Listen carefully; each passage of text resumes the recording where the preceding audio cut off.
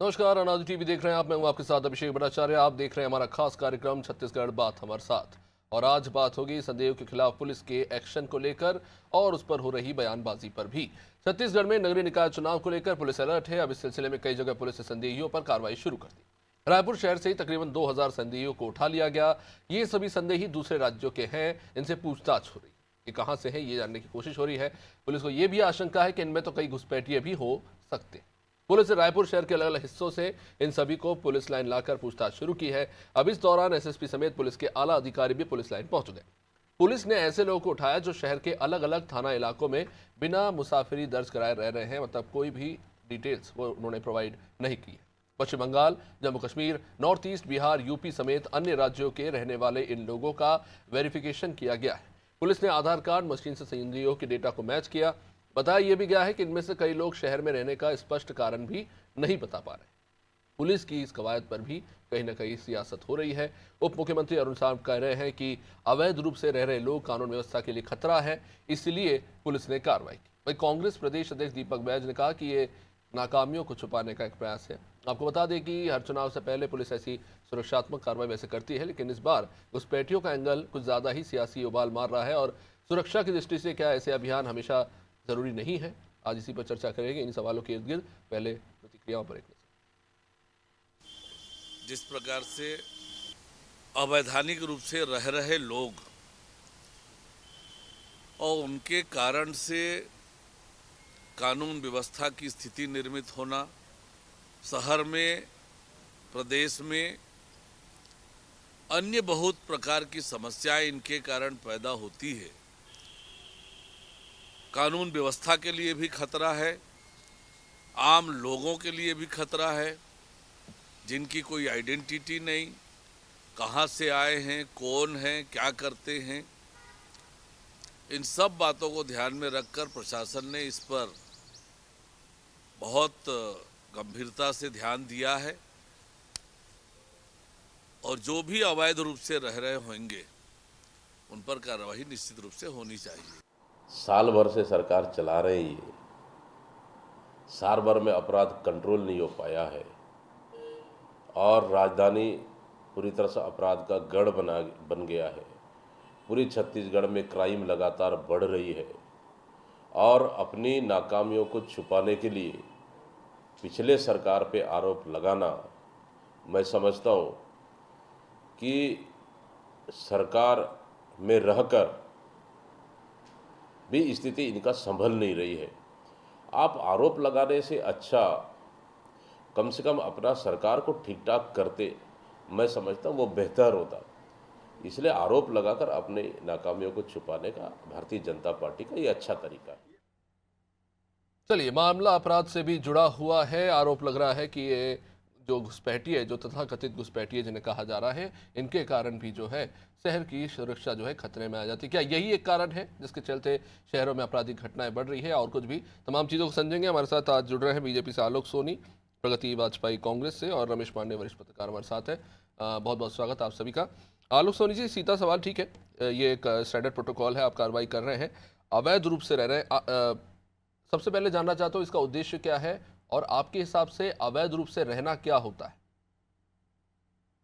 अवैध रूप से रहने का मतलब है, देखिए, जो पहले जो इस कार्यवाही के बारे में मैं थोड़ी सी जानकारी देना चाहूंगा आपके सभी समस्त दर्शकों को, साथी प्रवक्ता और वरिष्ठ मीडिया पैनलिस्ट को मेरा नमस्कार।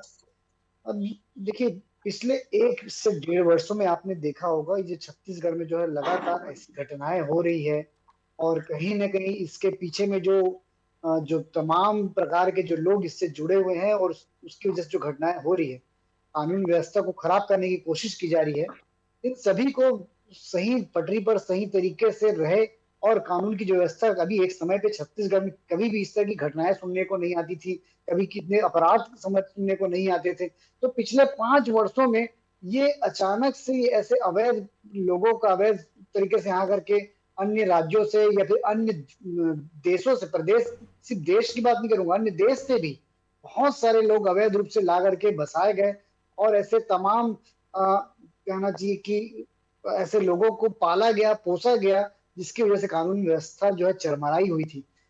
5 वर्षों में यही काम कांग्रेस ने किया था कि किसी प्रकार की कोई इस तरह की कार्रवाई नहीं हुई। और आज जब पार्टी इस तरह की, भारतीय जनता पार्टी की सरकार जब इस तरह की कार्रवाई करती है, उनका जो शासन है, उनका पुलिस प्रशासन इस तरह की कार्रवाई कर रहा है, तो उसमें भी इस तरह की मीन मेघ निकालना ये कहीं ना कहीं दर्शाता है कि ये इनके पेट में दर्द हो रहा है, क्योंकि इन्होंने ही उस तरह के लोगों को यहाँ पर मिला के बसाया, तो आज उनके जब निकालने जाने की बारी हो रही है तो इनको ये तकलीफ हो रही है, परेशानी हो रही है।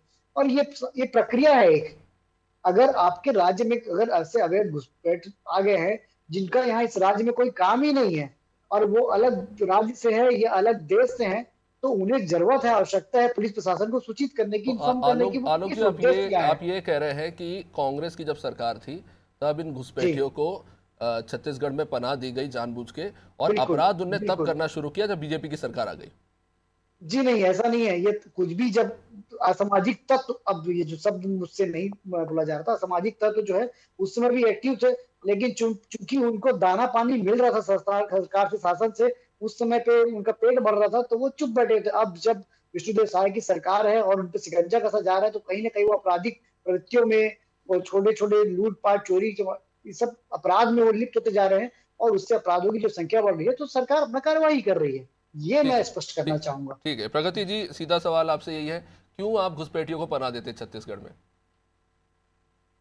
देखिए, अब अभिषेक जी, मैं बहुत शांति से बात को सुन रही थी, और आप उप मुख्यमंत्री अरुण साव जी का भी बयान पहले सुनो, तो पहले उनके बयान पर हम बातें करते हुए उन्होंने कहा कि कानून व्यवस्था को दुरुस्त करने के लिए इन घुसपैठियों को निकाला जा रहा है।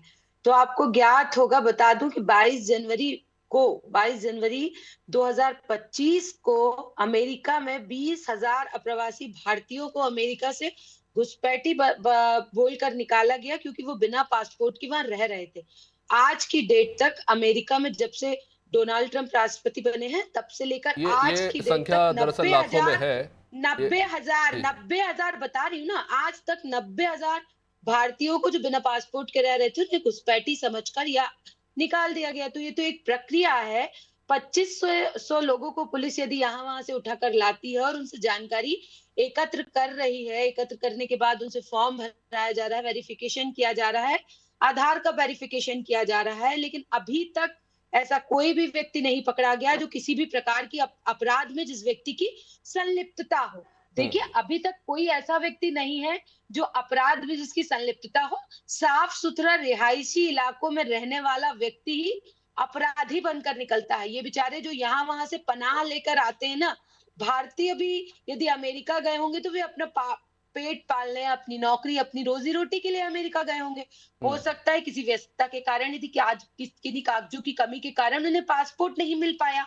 वैसे ही ये पुलिस की सूचना वाली जो बात आती है अभिषेक जी, तो आप देखेंगे बहुत सारे मकान मालिकों के यहाँ, 99% मकान मालिकों के यहाँ ऐसे किराएदार रहते हैं जिनकी सूचना संबंधित थानों को नहीं दी जाती। नौकर चाकर काम करते हैं जिनकी सूचना संबंधित थानों को नहीं दी जा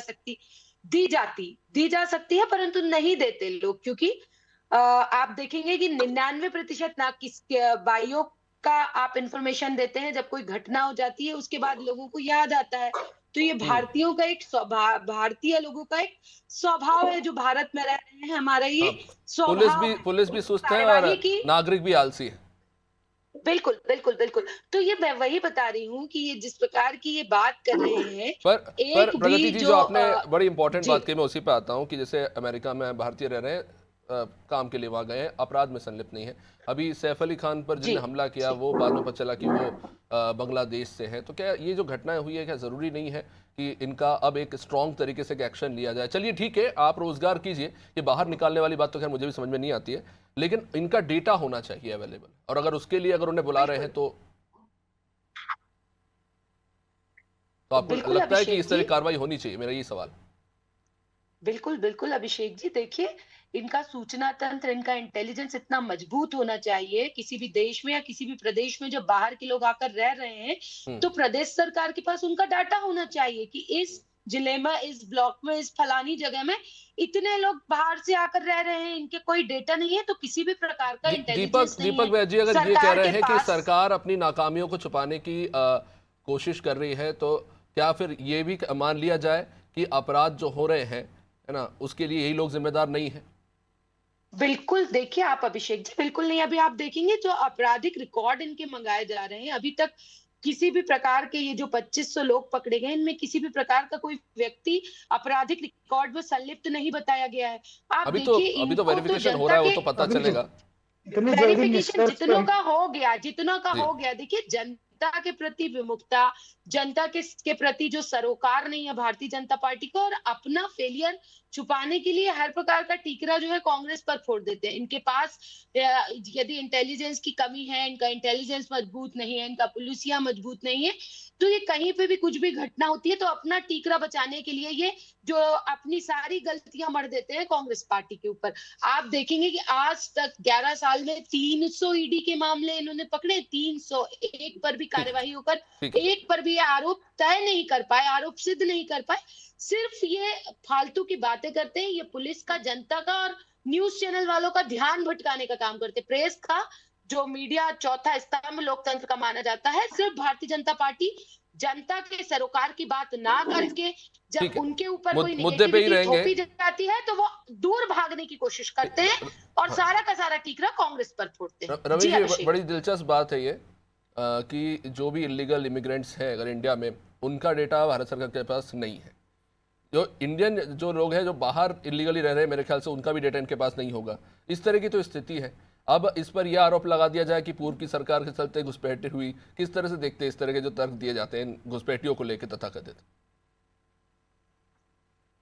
रमेश जी। देखिए, इस पूरे घटनाक्रम को पहले तो आपने ऐसे मुद्दे को उठाया, इसके लिए आपको बहुत बहुत धन्यवाद। चैनल ने एक बहुत गंभीर मुद्दे को उठाया है और इसकी सही जानकारी जनता तक होनी चाहिए। मैं किसी पे ये नहीं कहूंगा कि कौन क्या कर रहा है, लेकिन एक छोटी सी बात इस पूरे घटनाक्रम को समझने के लिए पर्याप्त है। आप को याद दिला दूं, 2018 में एक सर्वे हुआ था सेंट्रल गवर्नमेंट का, जिसमें 40,000 बाहर के लोग, चाहे इसको कहीं रोहिंग्या मुसलमान नाम देते हैं, कहीं अवैध बांग्लादेशी कहते हैं, कहीं अवैध प्रवासी कहते हैं, उनकी एंट्री भारत में हुई थी। और आज की डेट में जो सर्वे में आ रहा है कि वो 40,000 की संख्या बढ़ के 1 लाख से अधिक हो गई। और जो 1 लाख से अधिक हुई है वो देश के 18 राज्यों में रह रहे हैं। ये कार्रवाई केवल छत्तीसगढ़ में नहीं हुई, महाराष्ट्र में भी हुई है, असम में भी हुई है, दिल्ली में भी हुई है, जम्मू कश्मीर में भी हुई है। बहुत सारे 18 राज्यों का ये मसला है। अब इन लोगों पर 3 तरह से इन पर दृष्टि रखी जा रही है, इनकी जानकारी हासिल की जा रही है। इसमें से जो सबसे कंक्रीट पॉइंट ये है, ये अपराध करने का मतलब ये कहीं डकैती, चोरी या कहीं इस तरह की घटनाओं में नहीं लिप्त है। पर इन्होंने क्या किया है, फेक डॉक्यूमेंट से, जहां भी इनकी व्यवस्था जैसे भी जिन लोगों ने कराई होगी, फेक डॉक्यूमेंट से इन लोगों ने आधार कार्ड बनवा लिया, वोटर आईडी बनवा लिया, पैन कार्ड बनवा लिया, और उससे ये भारत की व्यवस्थाओं का लाभ उठा रहे हैं पूरी तरह से, जो पूरी तरह से एक अपराध ही है इस तरह से। पर रमेश जी, वही तो बात है ना कि हम इन्हें तो पकड़ रहे हैं, लेकिन वो जो फर्जी डॉक्यूमेंट बना रहे हैं, जो बैठे हुए सरकारी जॉब में ही होंगे ये भी। अभी जैसे सनी लियोन वाला जो मामला था, जो लाडली बहना में नाम आया, अब वो भी तो कोई कर्मचारी था ना जिसने किया। मेरी बात पूरी होने दीजिए। तो इस प्रकरण को 3 तरीके से वेरीफाई किया जा रहा है। जो लोग पकड़े गए हैं उनके दस्तावेज देखे जा रहे हैं, आधार कार्ड किन दस्तावेजों से बने हैं उसका सरकारी रिकॉर्ड में मिलान कराया जा रहा है, और वो मिलान अगर सही पाया जाता है तो सही है, अगर गलत पाया जाता है तो जो भी विधिक कार्रवाई उस हिसाब से अनुमन्य होगी वो कार्रवाई होगी। अब इसमें जो पॉलिटिक्स वाली बात है, मैं ये कहूंगा दावे के साथ कि कांग्रेस सही से पॉलिटिक्स नहीं कर पा रही है। प्रगति जी हमारे साथ हैं, मैं उनको एक सुझाव दूंगा। 2018 में सरकार किसकी थी? भारतीय जनता पार्टी की, नरेंद्र मोदी जी की सरकार। 2025 में सरकार किसकी है? भारतीय जनता पार्टी की सरकार है, नरेंद्र मोदी जी की सरकार है। बड़ा सवाल है कि 40 लाख घुसपैठी आज 1 लाख कैसे हो गए? इसके लिए कौन जिम्मेदार है? भाजपा जिम्मेदार है या कांग्रेस जिम्मेदार है? कांग्रेस को यह सवाल पूछना चाहिए कि 40,000 की संख्या 1 लाख मोदी की सरकार में कैसे हुई और मोदी की सरकार में वो 18 राज्यों में कैसे पहुंचे? हम छत्तीसगढ़ की बात नहीं कर रहे हैं। कांग्रेस, ये सवाल कांग्रेस को बहुत प्रमुखता से उठानी चाहिए। चलिए और आपने ताकि पूछ लिया है तो मैं जवाब ले लेता हूं बीजेपी से। सर क्या कहेंगे इस पे? मिनिस्ट्री ऑफ होम अफेयर्स तो आपके अंडर आता है, अगर टेम्पररी नागरिकता दी भी जाती है तो वो भी आप ही के अंतर्गत आता है। वरिष्ठ पत्रकार जी ने बहुत अच्छा क्वेश्चन उठाया और जवाब भी मैं देना चाहूंगा। जवाब ये है कि जब कोई भी व्यक्ति, बहुत बड़ा बॉर्डर जो है हमारा बांग्लादेश से लगा हुआ है और बहुत सारे रियायतें हैं बांग्लादेश के जनता के साथ में, अगर वो यहाँ उनके रिलेटिव रह रहे हैं, उनके रिश्तेदार रह रहे हैं, वो आते हैं, उसके बाद जब वो स्थानीय स्तर पे निवास करने लगते हैं, तब वो पूरी पूरी जिम्मेदारी बनती स्थानीय प्रशासन की है कि जो कोई व्यक्ति अवैध रूप से उस स्थान लोकलाइज एरिया पे जाके बस जा रहा है और अपने रिश्तेदारों दोस्तों की मदद से यदि वो यहाँ की नागरिकता, यहाँ के आधार कार्ड, ऐसे इन तमाम डॉक्यूमेंट्स को हासिल कर ले रहा है, तो किसका यहाँ पर में जिम्मेदारी बनती है? जिम्मेदारी बनती है प्रदेश सरकार की, स्थानीय सरकार की, कि उनकी वेरिफिकेशन। और वही प्रक्रिया आज चूंकि मामले बढ़ने लगे हैं और आज ये मुद्दा भी उठ रहा है, वही प्रक्रिया सरकार दोहरा रही है और ये वेरिफिकेशन और ये इनका डेटा गैदर किया जा रहा है, रखा जा रहा है अपने नहीं, पास में। लेकिन भाई आलोक आप जी, आए जिन लोगों को पकड़ा जी गया है उसमें हमारे ही जी देश के दूसरे राज्यों के भी कामगार हैं, उनको ऐसी बिल्कुल ट्रीटमेंट होंगे, क्यों दी जा रही है? बिल्कुल नहीं ऐसे। देखिए, अब यदि आप छत्तीसगढ़ के निवासी नहीं है अभिषेक जी, और छत्तीसगढ़ में आए हैं, तो आपका एक वेरिफिकेशन तो होना चाहिए, पुलिस के पास में प्रमाण होना चाहिए कि आप यहाँ पे व्यापार करने आए हैं, आप निवास करने आए हैं, आप नौकरी पेशा है, तो कोई एक जानकारी तो आपको प्रस्तुत करना चाहिए। आप यदि किसी किराएदार में, ताकि कल को यदि कोई घटना होती है, किसी प्रकार की दुर्घटना होती, किसी के साथ कोई अपराध घटित होता है, तो सबसे पहले यदि उस क्षेत्र से कौन रह रहा था, क्या कर रहा था, उसकी जानकारी तो हो पुलिस के पास में। तो ये प्रशासनिक प्रक्रिया है, ये मैं कानून व्यवस्था को आलोक जी सुदृढ़ आपसे करने वाली बिल्कुल प्रक्रिया है। बिल्कुल सहमत हूँ, जो आवाज़ आपने कही कि बिल्कुल होना चाहिए। लेकिन अगर इसका एक प्रैक्टिकल एस्पेक्ट देखें तो ये जो मजदूर होते हैं, झुग्गी बना के काम करते रहते हैं, जब तक काम हो जाता है फिर वो चले जाते हैं, इनके पास कुछ नहीं होता। इनके पास आधार नहीं कार्ड तो नहीं, छोड़िए, उनके पास तो अपना भी कुछ नहीं होता। आधार कार्ड अब की ऐसे प्रक्रिया आज की ऐसे सभी, हाँ आज सभी के पास में अभिषेक जी आधार कार्ड जरूर मौजूद है। और यदि वो कोई ना कोई एक आइडेंटिटी जरूर रखते हैं, सर, एक अगर वो आरटीआई किसी दायर की गई थी ये जानने के लिए कि कितने इमिग्रेंट मजदूर दूसरे राज्यों में जाके काम कर रहे हैं। सरकार के पास इसका भी डेटा नहीं है। और क्यों क्यों अभिषेक कह रहा जी, हूं ये, क्योंकि एक बहुत अच्छी चीज करी बीजेपी गवर्नमेंट ने कि अब आप देश के किसी भी राज्य में जाके आप राशन ले सकते हैं अपने आधार कार्ड के थ्रू। ये आपने यूनिवर्सल सिस्टम कर दिया है पूरे देश में, बहुत अच्छी चीज है। लेकिन तकलीफ यह है कि डेटा ही नहीं है आपके पास कि कितने इमिग्रेंट मजदूर हैं, कहाँ पे और क्या काम कर रहे हैं। अभी रिसेंटली मेरे ख्याल से सामने आई थी एक बात कि कर्नाटक में बंधुआ मजदूरी करा रहे थे छत्तीसगढ़ के लोगों से, आप ही के एक नेता ने फिर उनको छुड़वाया था।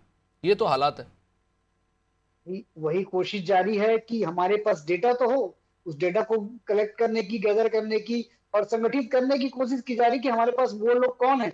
और यदि कोई मजदूर, कुछ मजदूर यदि आए हैं, बिहार से आए हैं, यूपी से आए हैं, उसमें कोई दुमत नहीं है कि बाहर से मजदूर आते हैं, काम करते हैं, छत्तीसगढ़ में मजदूरी करते हैं, उनके कोई ना कोई एक जी, कॉन्ट्रैक्टर होता है, जिस अभी कॉन्ट्रैक्टर के अभी दुर्भाग्य मार्फत तो वो ये भी है यहाँ कि पर सर जा अभी रहे तक तो नेशनल सेंसस ही नहीं हो पाया, जनगणना ही नहीं हो पाई है। खैर, प्रगति जी, हैं। जो देखिए, हमारे वो वरिष्ठ तो पत्रकार खैर जी रमेश कोरोना का पांडे जी ने मामला जो था, बात की तो है, क्यों कांग्रेस ढंग से राजनीति नहीं कर पा रही है? देखिए, मैं वरिष्ठ पत्रकार हैं रमेश पांडे जी, उनका सम्मान करती हूँ हम्म और उनके साथ बहुत से टीवी डिबेट में मैं बैठती हूँ और उनसे कुछ ना कुछ सीखने मिलता है। परंतु ये बात मुझे बिल्कुल अच्छी नहीं लगती कि वो कांग्रेस को टारगेटेड करके कोई भी अपना बयान देते। वो बात सही कहते हैं, पर ऐसे वो टारगेटेड करके अपना बयान देते हैं कांग्रेस को, तो ये बात मुझे नहीं, ये पसंद मैं नहीं आती आपत्ति उनकी। जताऊंगा, लेकिन वो फिर बीजेपी को भी सम्मान टारगेट करती बराबर हूँ। करते हैं, वो बिल्कुल बिल्कुल उन्होंने भेदभाव नहीं करते बिल्कुल निष्पक्षता उसमें। से बिल्कुल। बात कही है, देखिए निष्पक्षता से बात कही, देखिए जो टारगेट बीजेपी देखिए को किया सेना, उन्होंने। देखिए सेना का काम है। जब से माननीय मोदी जी प्रधानमंत्री बनकर बैठे हैं, आप भारत देश की जितनी भी सीमाएं हैं, नेपाल हो, भूटान हो, म्यांमार हो, चीन हो, बांग्लादेश हो, हर जगह से घुसपैठी भारत के अंदर आ रहे हैं। और कहीं ना कहीं आप देखिए, चीन में इतनी सारी भूमि हड़प कर बैठ गए हैं। आपने देखा होगा कि म्यांमार सेना में, वो म्यांमार की जो सेना है, वो मिजोरम की तरफ से जो उनकी भारत की बॉर्डर लगती है, वहां से उनके हमले की अब खबर आ रही प्रगति है। जी तो वहां पे जाएंगे तो फिर अभिषेक जी, वो फिर कहीं ना नेहरू पे कहीं, चले जाएंगे और फिर मेरा हम 5 लोग मिनट नहीं, और मैं वेस्ट हो वही विकास की जाएगा। आपको बात बता करेंगे। रही हूँ कि कहीं ना कहीं भारत का सिस्टम फेल है। माननीय मोदी जी की सरकार का गृह मंत्रालय फेल है, रक्षा मंत्रालय फेल है, जिसके कारण भारत की बॉर्डर पे जो लोग कब्जा कर रहे हैं, चीन कब्जा कर रहा है, वो उन्हें नहीं उन्हें वो ना कोई उनके खिलाफ कोई कार्यवाही कर पा रहे हैं, ना कुछ कर पा रहे हैं, ऐसा लग रहा है प्रगति अभी जी, वो आत्मसमर्पण समय कर ज्यादा दिए। अच्छा था। जो भी बाहर की दूसरे देश की सेनाएं या दूसरे देश के लोग हम पर हमला कर रहे हैं, हमारी जगह पर आक्रमण कर रहे हैं, तो वहां पर हमारी सरकार समर्पण करते हुए, भारत सरकार समर्पण करते हुए नजर आ रही है। इंटेलिजेंस इनकी डबल इंजन का, ये जो बात करते हैं, इनकी डबल इंजन का इंटेलिजेंस फेल है। नहीं चाहे ठीक, छत्तीसगढ़ हो, चाहे मुझे महाराष्ट्र हो, ये हर सिर्फ भारत जगह तक सीमित नहीं है घुसपैठिए रमेश जी, रह रहे समय हैं। थोड़ा सीमित है, आपसे जी। इस पे जवाब चाहूंगा। ये ग्लोबल समस्या है आज के टाइम पे, और दुर्भाग्य है, बोलते हुए अच्छा नहीं लगता है, चाहे आप ऑस्ट्रेलिया ले लीजिए, अमेरिका ले लीजिए, आप यूरोपियन कंट्रीज ले लीजिए, इवन ब्रिटेन में भी अभी वो लोग स्ट्रिक्ट रूल्स बना रहे हैं। इंडियन इलीगल इमिग्रेंट्स, उनको लेकर इस तरह की बातें हो रही हैं, लेकिन क्या हमको नहीं लगता कि हम बहुत इनटॉलरेंट हो रहे हैं? क्योंकि अगर अभी नेपाली भी हैं कई जो इनको आज पकड़ा गया है रायपुर में, 1950 में इंडो नेपाल ट्रीटी हुई थी, इसके चलते इनको वीज़ा की ज़रूरत नहीं पड़ती है, वो यहाँ पे आके रोज़गार करते हैं, हमारे लोग भी वहाँ जाते हैं, और जो है एक साझा एक तरह से दोस्ती है इन दो देशों के बीच में, लेकिन उनको भी इस तरह से कहीं ना कहीं क्वेश्चन में खड़ा किया जा रहा है। क्या हमें थोड़ा इसको लेकर संवेदनशील होकर सोचने की ज़रूरत है, क्योंकि हमारे भी लाखों लोग आज बाहर हैं और परेशान हैं? रमेश जी। देखिए, पुलिस की कार्रवाई पे हम कोई सवाल नहीं उठा रहे हैं। पुलिस बहुत जी। अच्छा काम कर रही है। पुलिस हाँ। इसमें कोई किसी को परेशान नहीं कर रही, जहां तक मेरी जानकारी जी। में आई है। बस इसका दुरुपयोग नहीं है। पुलिस तो सामान्य रूप से एक पहचान कर रही है, जी। वेरिफिकेशन कर रही है। वेरिफिकेशन में उनकी व्यवस्था का हिस्सा है, होना भी चाहिए। हम्म। पुलिस की तरफ से कोई गड़बड़ी नहीं हो रही। बस सिर्फ इतना है कि इस व्यवस्था का दुरुपयोग न किया जाए, नाजायज लोगों को परेशान न किया जाए, और जो वाजिब हक है, जैसे जो बांग्लादेश के लोग भारत में एंट्री कर रहे हैं, या नेपाल की बात आपने बताई, तो अभी मैं कुछ दिन पहले बांग्लादेश बॉर्डर विजिट पे गया हुआ था, तो वहां मैंने देखा, वहां के अधिकारियों ने भी बताया कि चूंकि जो शेख हसीना की सरकार थी, तो भारत के रिश्ते बहुत अच्छे थे, और भारत और बांग्लादेश के बॉर्डर पर काफी रियायतें थी। एक तरह से इस तरह से बहुत ज्यादा कोई दबाव नहीं था, कोई जी। बहुत ज्यादा जांच हाई पड़ताल नहीं सिक्योरिटी होती वाली थी, स्थिति नहीं थी। आसानी से लोग आ जा रहे थे। हम्म। तो इस तरह से एक जो व्यवस्था है उस पर कसावट जरूरी है, और पहचान भी जो की जा रही है उसमें कोई गलत नहीं है। पुलिस मेरे ख्याल से बहुत अच्छा प्रयास कर रही है। जी। हम्म। जो एक बात प्रगति जी ने कही थी, मैं चाहूँगा उस पर भी आप अगर कुछ कहना चाहें, क्योंकि डोनाल्ड ट्रंप की सरकार आने के बाद लाखों लोग इंडियन वहाँ पे जो है परेशान होते नजर आ रहे हैं, नौकरियाँ तो गई हैं, उस पर क्या कहेंगे? क्या लगता है, क्योंकि हमारे अमेरिका के साथ तो इतने अच्छे रिश्ते रहे, लेकिन आज हम ऐसी स्थिति पे क्यों खड़े हैं? भारत ने साफ कहा है, तो अभी अमेरिका से आपने बयान भी देखे होंगे, विदेश मंत्री जी का भी बयान आया है कि भारत ऐसे लोगों को जो वहां अवैध रूप से रह रहे हैं, उनकी वैध वापसी के लिए तैयार है। भारत ये भी कर रहा है कि जो लोग वहां जिनके डॉक्यूमेंट्स सही नहीं हो पाए हैं, वो एक सूचना दे, और वहां से या भारत से सही डॉक्यूमेंट्स उनको भेज दिए जाएंगे। ऐसी कोई प्रॉब्लम नहीं होगी। ये मेरे ख्याल से बहुत अच्छी व्यवस्था के तहत चल रहा है, और वो सारी समस्याएं जल्द ही हल हो जाएंगी। चलिए, उम्मीद करते हैं। बहुत बहुत शुक्रिया आप सभी का इस चर्चा में जुड़ने के लिए। तो ये एक बहुत गंभीर मसला है, ये सिर्फ छत्तीसगढ़ तक सीमित नहीं है, ना सिर्फ भारत तक, ये पूरे विश्व में आज एक बड़ी समस्या बन गया है, क्योंकि अंततः हर किसी को रोजगार चाहिए, रोटी पानी चाहिए, और उसके लिए कभी कभी लोग जो है अवैधानिक तौर से दूसरी जगह कमाने भी जाते हैं। लेकिन जाहिर तौर पर ऐसे लोग जो समाज के लिए खतरा है, सिक्योरिटी के लिए खतरा है, उनके खिलाफ तो कड़ी कार्रवाई होनी ही चाहिए, और शायद छत्तीसगढ़ पुलिस इस वक्त वही प्रयास कर रही है। उम्मीद है इससे कुछ सार्थक निकल कर सामने आए। खैर, देखते रहिए अनादि टीवी।